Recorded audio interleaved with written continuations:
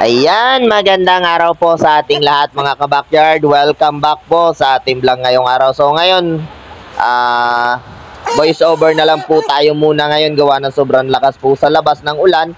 So hindi po tayo makagawa ng mga videos natin sa ngayon. So ngayon, mag-voice over muna po tayo dito po sa ating kanawayo na binibreed. So code name po nito, ito po si Hugo Jr. So anak po ito nung ating kanawayo na si Hugo Senior po. So, ngayon sa mga nagtatanong po kung meron po ba tayong mga anak nito na kanawayon, so medyo mahirap po magpalabas ngayon ng kanawayon sa breed na ito. Sa Dompos 3 natin, sa anak ni Hugo, ay wala po tayong nakikitang lumalabas na kanawayon. So, ang pinaris po natin pala dito, kaya medyo mahirap din po magpalabas gawa po ng black po, Gohan at saka Jutako.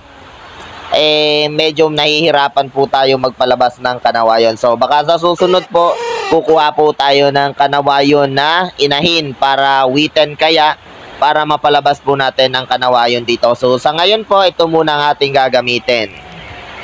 So sa susunod po, gusto po natin sana mag-upgrade at gumawa tayo ng Injo Gigante. Pero medyo mahal lang po ang Injo Gigante. So pag-iipunan pa muna po natin yan bago po tayo makabili.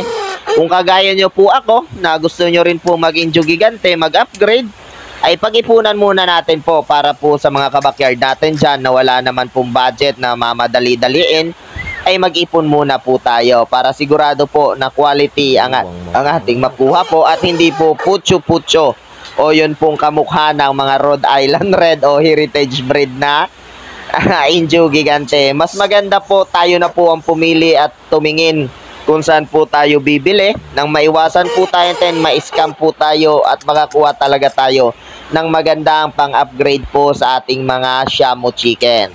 So, ang ganyan naman pong klase, kung gusto po nating mag-upgrade, pwede naman po tayong mag-upgrade. Pumili po tayo ng mga tawag po natin dyan, yung po mga breeder na magaganda at saka ma-selected na inahin. Para ang resulta po, kahit hindi Injo Gigante, mala Injo Gigante po ang laki at ang forma ng ating makukuha. Mag-select lang po tayo ng maganda pong breeder natin.